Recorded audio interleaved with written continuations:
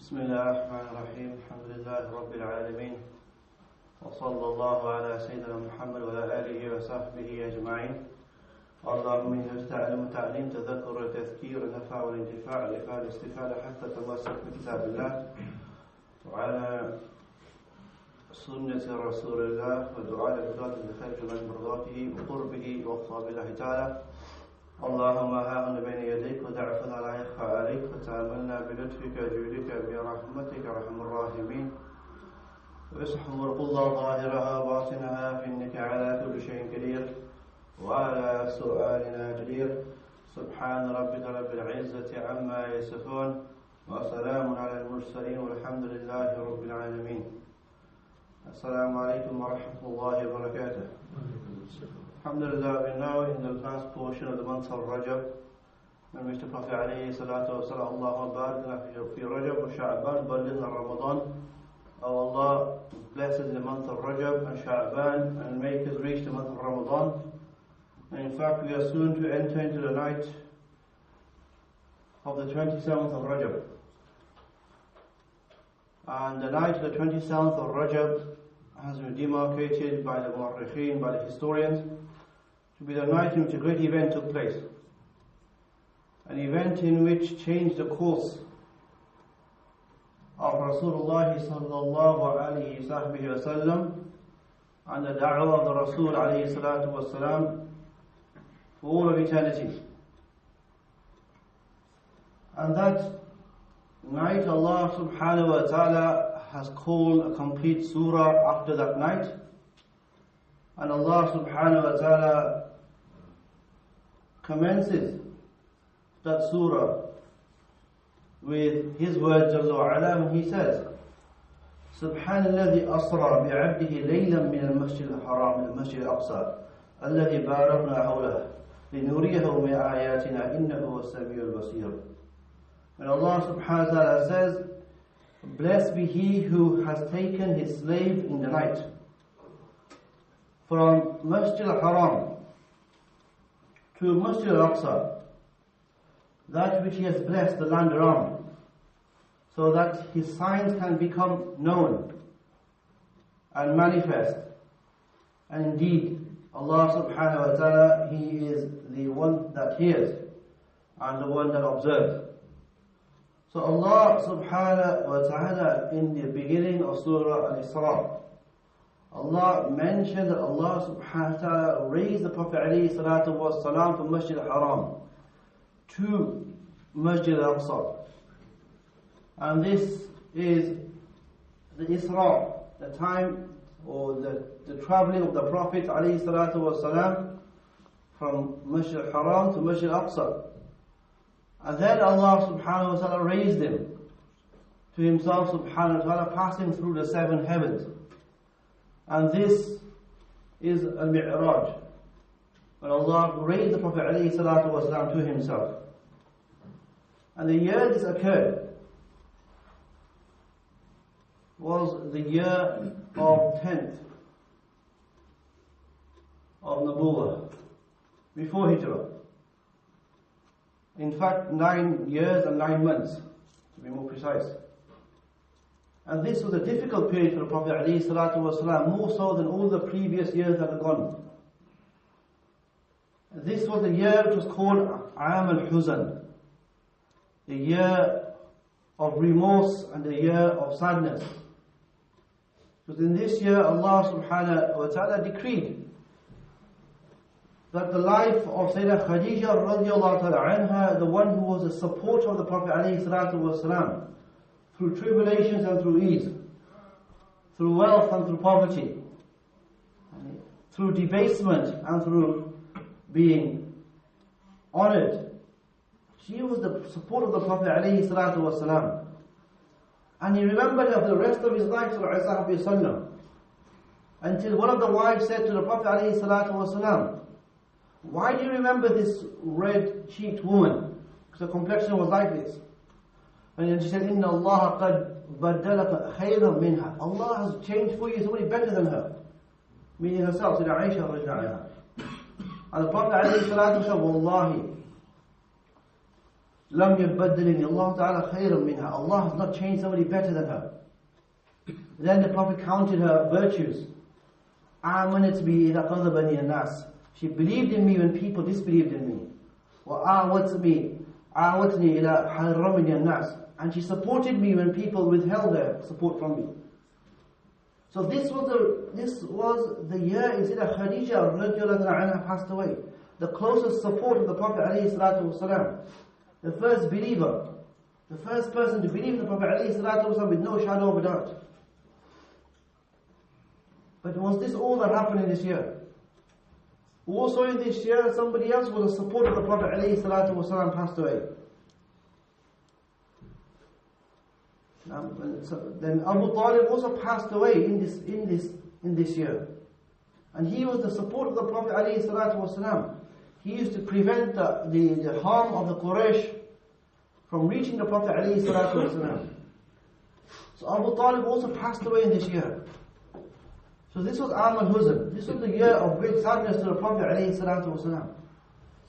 This was also the year the Prophet tried to seek support after Abu Talib passed away. He went around to our tribes to support his companions from being persecuted. And the Prophet's famous journey, as we are aware, he went to Taif, a district outside of Medina Munawwara, some 40 to 50 kilometers outside of Medina Munawwara. The Prophet went to these people, and the three leaders that used to lead the people, the chieftains of the tribes. And the Prophet went to every single one of them, calling them to Allah subhanahu wa ta'ala. But rather than believe, or rather than leave the Prophet in his journey to call people to Allah, they persecuted him as he entered into Taif. And then as the Prophet ﷺ was leaving, coming back to Makkah Mukarramah, they didn't leave him in peace to return back. No, the tribulations increased thereafter. It set upon him the youth and the street urchins upon the Prophet ﷺ. Certainly started to pelt the Prophet ﷺ with stones and rocks, to the extent that the Prophet ﷺ had no option to take refuge in an orchard. And as the Prophet ﷺ took refuge in the orchard, in this time where the people closest to him have left him ﷺ, in the time when those supports that he had from within his family have also left, it was during this time that he raised his hands to Allah subhanahu wa ta'ala. And the famous dua he made to Allah subhanahu wa ta'ala, he said, Allahumma ashku ilayka da'fu quwwati wa hawani inda a'yun al-nas. Oh Allah, I complain only to you for my weakness and my lack of strength. I complain to you of my non-importance in the eyes of people. And this is the dua that Rasulullah sallallahu alayhi wa sallam made. And after the street urchins had left, and the Prophet alayhi salatu wa sallam, who said that Osama bin Zayd was with the Prophet alayhi salatu wa sallam. When this occurred, when the street urchins, then the Prophet during the night time returned back. And how did he return back? Did he return back by the same easy paths that take us to Makkah Mukarram from Taif? No, the Prophet took the mountain path. Because the kuffar were in await and were in pursuit of the Prophet ﷺ. Any moment they saw without any support, any companion after Abu Talib had gone, they would try to take the life of the Prophet ﷺ. So the Prophet didn't go through the paths which have been cut towards Makkah Mukarramah. He took the mountain route, which is an arduous, difficult route, a route which has jagged stones and jagged boulders. This was the route the Prophet ﷺ took back to Makkah al-Mukarramah. When the Prophet entered the Makkah al-Mukarramah, Mutir ibn Adi, who was a disbeliever, at this time he sees the heart of the Prophet, he sees the state of the Prophet. Mercy overtook him. And he went with the Prophet with the Prophet's hand and entered him into the house of Allah subhanahu wa ta'ala, raised the hand of the Prophet alayhi salam in the presence of the Quraysh, and he said, "Ana ajiruhu, I will be his person who will protect him. And no person can protect him now, no person can harm him because he's now under the protection of Muslim Ali." And he did not become Muslim. Yet, he was a person who had pity on the Prophet alayhi salatu wasalam. In this state, Allah subhanahu wa ta'ala sent a miracle to the Prophet. A miracle to a Prophet which combines all the miracles of every single Prophet that came before. And a miracle which maintained the status and made clear to all the maqam of the Prophet alayhi salatu wasalam. So when the Prophet alayhi salatu wasalam returned back to his home under the protection of Muslim Ali, the Prophet during the depth of the night went to the house of Allah subhanahu wa ta'ala. The previous days have been days of great tribulation and hardships. The Prophet alayhi salatu wasalam goes towards the house of Allah subhanahu wa ta'ala. And while the Prophet alayhi salatu wasalam is in the hijr, remember now he has no spouse or no person that's with the Prophet alayhi salatu wasalam at this time. The Prophet thereafter goes in the hijr, or the part of the house of Allah subhanahu wa ta'ala, the wall that contains it. And sleep overtakes the Prophet alayhi salatu wasalam. And as the Prophet alayhi salatu wasalam, at the depth of the night, falls upon him, the Prophet awakened by voices. And when the Prophet alayhi salatu wasalam awakens, he sees in his presence of Jibreel alayhi salatu wasalam. But Jibreel alayhi salatu wasalam is not alone. He is to the right of the Prophet alayhi salatu wasalam. And to the left of the Prophet alayhi salatu wasalam Sayyidina Mikael. And the word Jibreel and Mikael, made up of two words, Jibr and Il, which means the power or the authority of Allah subhanahu wa ta'ala. And Mikael, a portion of Allah subhanahu wa ta'ala, a portion of rizq. So they come to the Prophet alayhi salatu wasalam. And Sayyidina Jibreel alayhi salatu wasalam awakens the Prophet alayhi salatu wasalam. And says that Allah subhanahu wa ta'ala beckons you. Allah subhanahu wa ta'ala calls you. Allah subhanahu wa ta'ala wishes to meet you. And then Sayyidina Jibreel alayhi salatu wasalam takes the Prophet alayhi salatu wasalam. The Prophet sees Sayyidina Jibreel and initially sees him in his full form. And it's saying that he saw him at the time of the revelation.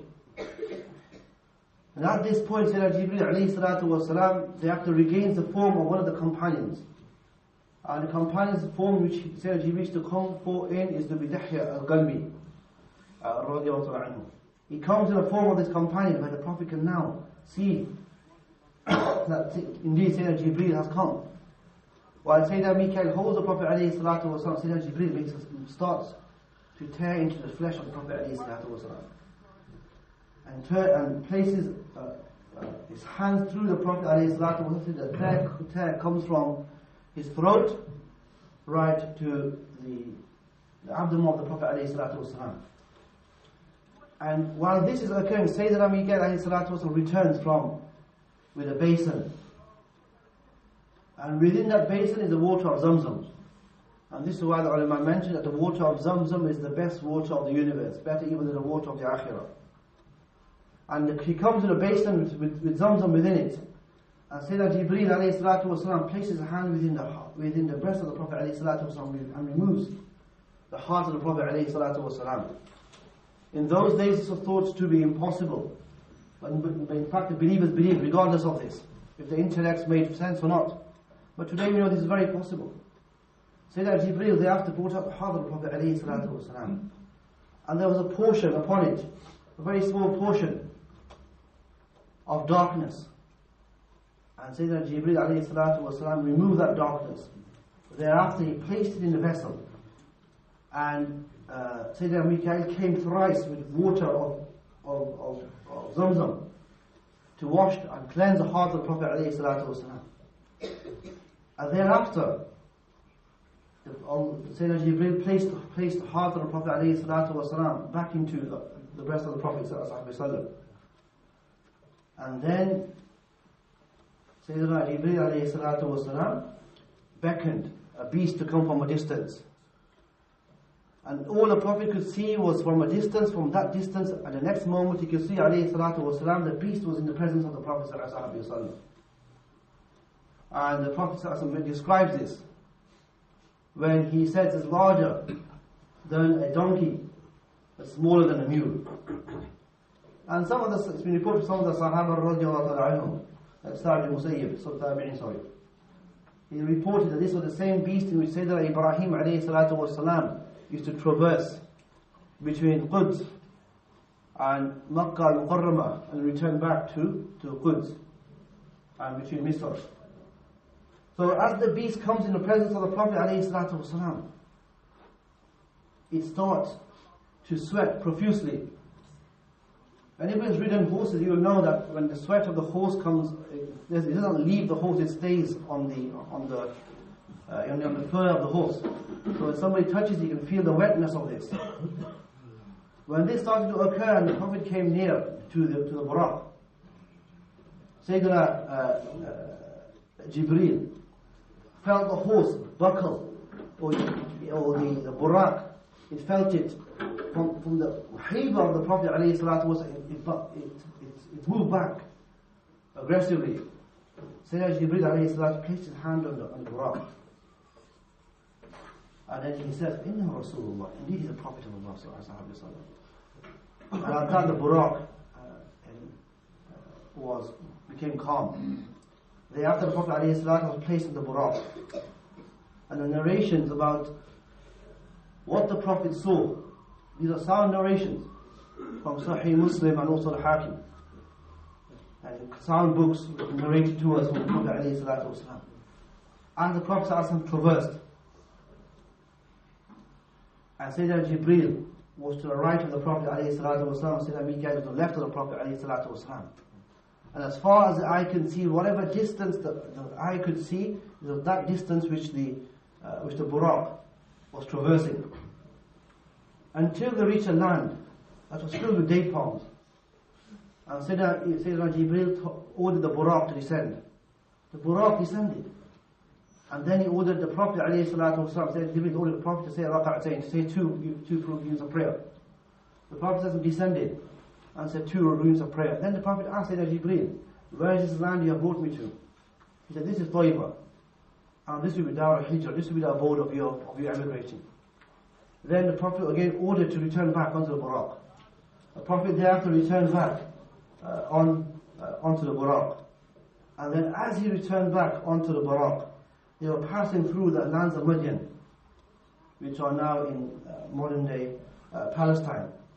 And again, the Prophet was ordered by Sayyidina Jibreel, and the Buraq was ordered to again descend.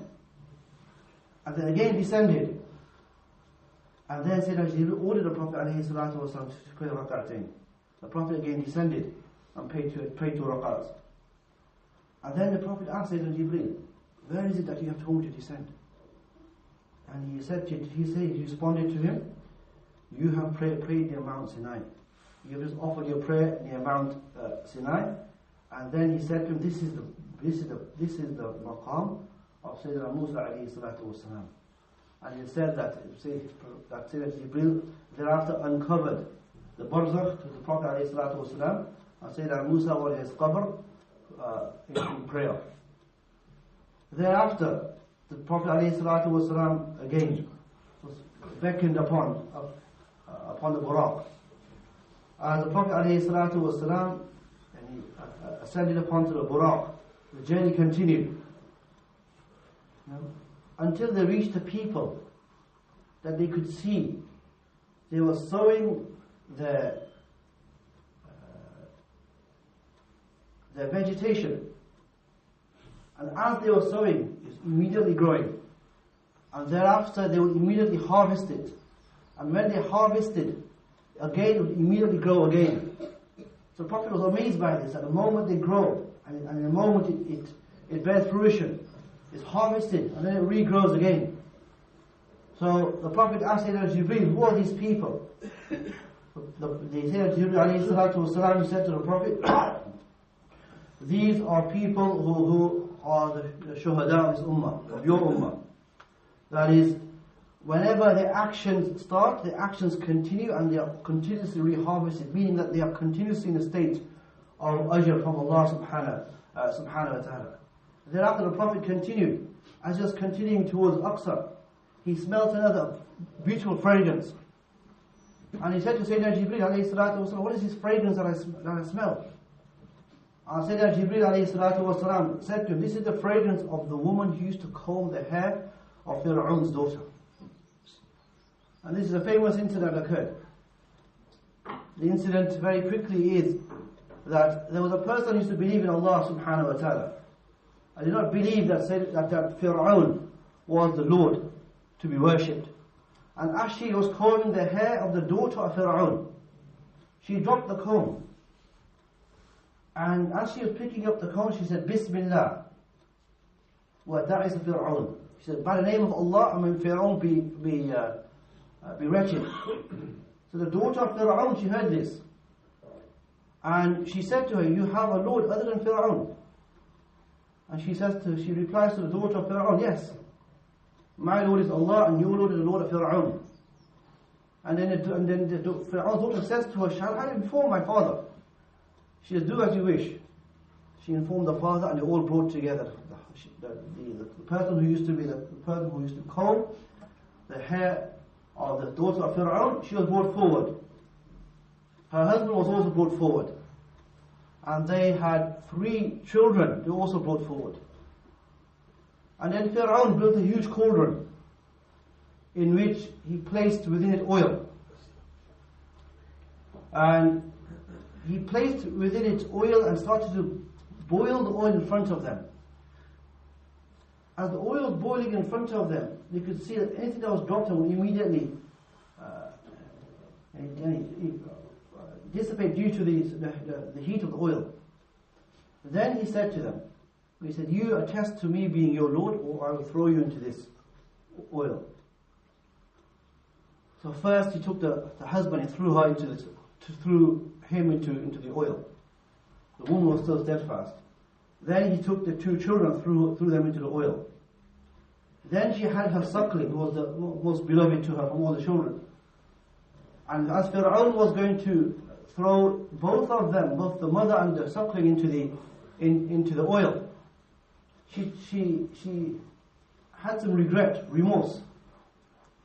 And at this moment, when she had regret and remorse, the suckling spoke. I'll say to Abbas, it says 4 times when babies have spoken. This is one of the times. The other time is Juraj, the time of Sayyidina Yusuf, and the time of Sayyidina Isa alayhi salatu wasalam. So from this action, when the Prophet was passing through Miraculous, he could smell the fragrance of her Jannah. And the Sayyidina Jibreel mentioned this to the Prophet alayhi salatu wasalam. As the Prophet was continuing through his journey, then the Prophet goes through people of sins which they have committed, and the manifestations of those sins that will take them in hellfire. So he sees people who don't perform the zakat, and how upon them their bellies will be filled with snakes, to the extent that the skin can see through. You can see through the skin to the snakes that lie within the bellies of those people. Amongst those, you will see those who used to spread slander about others, and those Allah subhanahu wa ta'ala will make their lips be cut with scissors of fire. And thereafter the Prophet continues to mention the various azab that come upon the people. Then the Prophet alayhi salatu wasalam, he reaches Miraculous, The Prophet ﷺ, which is Bayt al-Maqdis, and Sayyidina Jibreel orders the Buraq to descend. As the Buraq descends,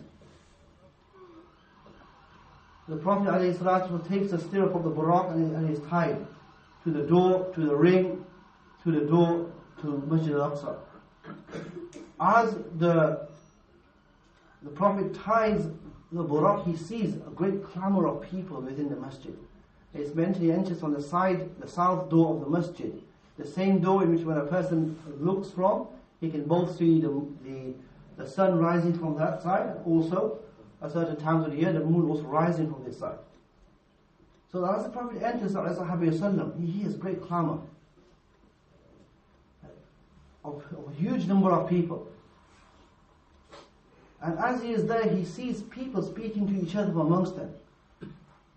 And it's mentioned the ability of those people within that space is such that the Prophet ﷺ is aware that he's in the presence of something tremendous. And as the Prophet ﷺ is within there, the call to prayer is given. The call to salah is given. And thereafter, very quickly thereafter, the call to iqamah, or the call to prayer, to stand for prayer, is given.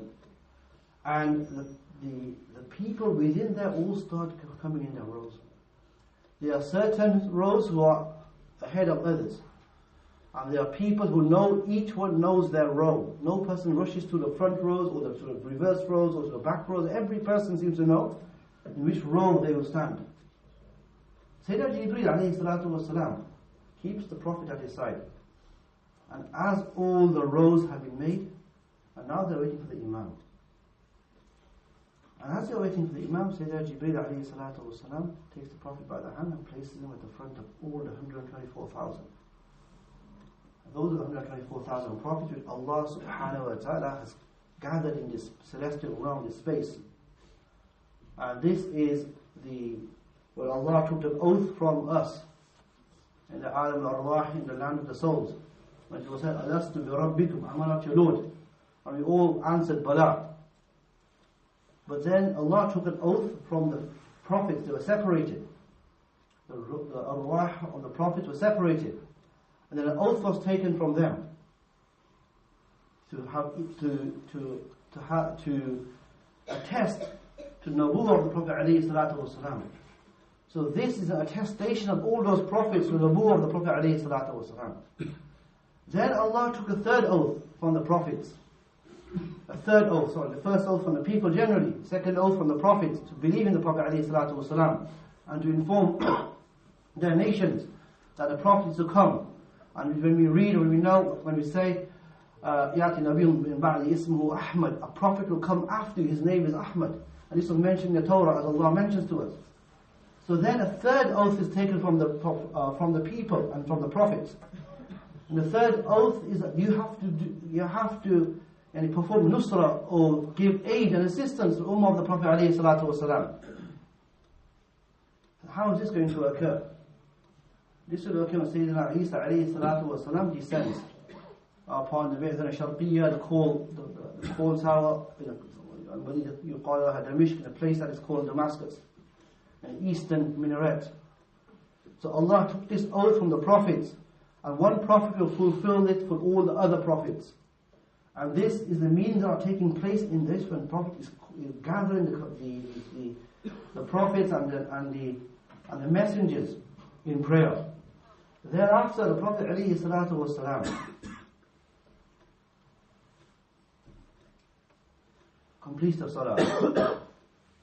And then Sayyidina Jibreel alayhi salatu wasalam leads the Prophet sallallahu alayhi wasallam. And from that point they ascend into the heavens. And very quickly at the heavens as they ascend, at every station they ascend, they meet at every station of Jannah as they ascend, they meet within their gatekeepers, those that maintain of who enters and who is invited to these heavens. And when Sayyidina Jibreel gets to the first heaven and the Prophet ﷺ is with him, he said, Man ma'ak. He says, who is with you? He said, Jibreel alayhi salatu wa salam. فقال Muhammad. He said, Muhammad. Then the angel says, أَوْ قَدْ بُعِثْ, has he been called? And then Sayyidina Jibreel replies, Na'am, he replies in the affirmative. Then the angel says, فَمَرْحَبًا فِي أَخٍ صَالِحٍ وَنَبِيُّ صَالِحٍ. Welcome to the pious brother, welcome to the pious prophet. And like this the prophet ascends through all the 7 heavens. And as the prophet ascends through the heavens, he meets every of the major Ul-Azam with Rusul, the great prophets, and some others, as the prophet ascends through the heavens. Until he gets to a point, and within that he meets Sayyidina Ibrahim alayhi salatu wa salam, he meets Sayyidina Musa alayhi salatu wa salam, Sayyidina Isa alayhi salatu wa salam, Sayyidina Idris alayhi salatu wa salam, Sayyidina Nuh alayhi salatu wa salam. He meets all the great prophets as he ascends, and very quickly then he gets to a point in which Allah subhanahu wa ta'ala decrees that no person, no being may traverse past that point. Sidratul Muntaha, the tree, the low tree of the uttermost boundary. And all these symbols have meanings. And at that point, Sayyidina Jibreel is accompanying the Prophet alayhi salatu wa salam. And Sayyidina Jibreel alayhi salatu wa salam says, after this point, I can't accompany you. After this point, I can't accompany you. This is between you and Allah subhanahu wa ta'ala. When Allah subhanahu wa ta'ala says about the Prophet alayhi salatu wa salam, وَهُوَ بِالْأُفِقِ الْأَعْلَى, he is upon the highest of stations. The station in which not even the angels or the archangels, Sayyidina Jibreel, can go forth after that point. Then Allah said, ثُمَّ دَنَا فَتَدَلَّى, then he came close and closer still. It's not a closeness of space. So Allah is free from all space and dimensions. And then Allah says, فَكَانَ قَابَ قَوْسَيْنِ أَوْ أَدْنَى, and he was between us like distance of a bow or less than it. And this is the Rasul alayhi salatu wa sallam entered the presence of Allah subhanahu wa ta'ala. And then Allah says to those that say that this only took place by spiritually and didn't take place in person, physically. Allah says, وَمَا زَاغَ الْبَصَرُ وَمَا طَغَى. Allah says al-basar, and al-basar is sight, not basira, which is inside of the heart. So Allah makes it clear this was not only ascension of the soul, but also ascension of the body, alayhi salatu wasalam. And then, inshallah, we'll continue sometime in the future, but inshallah, then the 5 prayers were given to the Prophet alayhi salatu wasalam. And this when the Prophet says, Salat Isra al-Mu'min, the Salat is Mi'raj al-Mu'min, the Salat is the Mi'raj, the ascension to Allah of a believer. And then when the Prophet came back, descended back through the stations, he met Sayyidina Musa alayhi salatu wasalam. And Sayyidina Musa alayhi salatu wasalam is the Prophet which has a relationship with Allah because he's Qareebullah subhanahu wa ta'ala. He's the one that has spoken directly to Allah, bidun tarjuman, without any boundary. And that's why he's the only one that tells the Prophet, your ummah will not be able to bear 50 salahs as has been ordained. Return back to your Allah subhanahu wa ta'ala, ask him to reduce. The Prophet feels istihya, and the Prophet feels bashfulness from Allah. But Sayyidina Musa imprints this upon him, and impresses this upon him. The Prophet returns from 50 to 45, until this continues, until Allah subhanahu wa ta'ala reduces it to 5 salah. And this is our Mi'raj. The Mi'raj that happened 1430, 40 years ago approximately. And this is our Mi'raj. The Mi'raj of our salah. The Mi'raj of our connection to Allah subhanahu wa ta'ala. The Mi'raj of Muhabbah of the Sunnah of the Prophet sallallahu. So as the Prophet descends, very quickly inshallah, as the Prophet descends and returns back and is taken back to Makkah al-Mukarramah, as he is traversing from Quds to Makkah al-Mukarramah, he sees a caravan that's passing by. And he sees that the caravan has 3 containers upon it, or 3 loads upon it. 1 of white and 2 loads which are dark in color. As he comes back, the Prophet alayhi salatu wasalam, and he awakens in the morning. And he returns back at the same time, but he awakens in the morning. When the Prophet awakens, Abu Jahl comes to the Prophet alayhi salatu wasalam. And you can imagine what the Prophet has just been through now. You can imagine the trauma and the and the weight of what he has just seen, sallallahu alaihi wasallam. He's in deep thought, sallallahu alaihi wasallam. Abu Jahl comes to the Prophet sallallahu alaihi wasallam. He says, what have you seen? He said, I've just returned from Al-Quds. He didn't tell him about Miraaj, just about Isra. So Abu Jahl, at this moment, he doesn't ask the Prophet for any more details. What does he do? Like the Munafiqun and the Kuffar, he goes to the others and rallies the people. He says, come and hear what Muhammad says. He says that he has ascended to Quds and returned back in a portion of the night. As people gather around the Prophet ﷺ, then they start listening, and this becomes a fitna for some. This becomes a fitna for some, but one person has not a shadow of a doubt of what is said. And it's for this, he is called As-Siddiq Al-Akbar, the tremendous and the greatest of those affirm truth. And he says, صدقناه بأخبار الآخرة كيف لا نصدق أخبار الدنيا. We believe in him about affairs greater than this, about the heavens and the earth, about Allah subhanahu wa ta'ala, about heaven and hellfire. So why should we not believe in the affairs of the dunya? Then they start coming to ridicule the Prophet alayhi salatu wasalam. Then the Prophet starts to describe what he saw. He starts to describe Al-Aqsa, not the masjid but the town, because the Aqsa masjid was not present at that time. He starts to describe the town, what is around there. He starts to describe the caravan that is returning. Then they take to the Prophet alayhi salatu wasalam, and where is his caravan? When will it return? The Prophet said it will return on the 4th day. So they wait for the caravan to return on the 4th day. And the Prophet describes what the load of the caravan will be. How many camels are within the caravan? How many passengers there are? What is loaded? As it's returning, and it returns back, and they see that it's exactly as the Prophet has described. And the kuffar, they say, "Ma hada illa sihr yu'thar." They say, it's not like some magic, and they continue to disbelieve.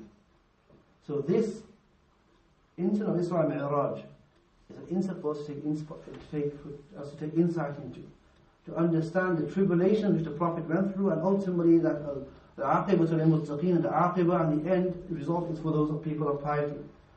So Allah gives the tawfiq to understand that the seerah of the Prophet alayhi salatu wasalam, and to realize that the seerah of the Prophet alayhi salatu wasalam in fact is not just a grand narrative, but in fact it's a way in which we connect ourselves to the Prophet, and from that to Allah subhanahu wa ta'ala. In kuntum tuhibbun Allah fattabi'uni yuhibbukum Allah. If you indeed say you love Allah, follow me, Allah subhanahu wa ta'ala will love you.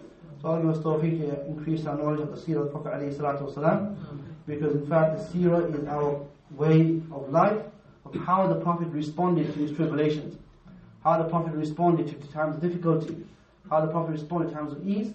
All of this in the seerah of the Prophet alayhi salatu wasalam.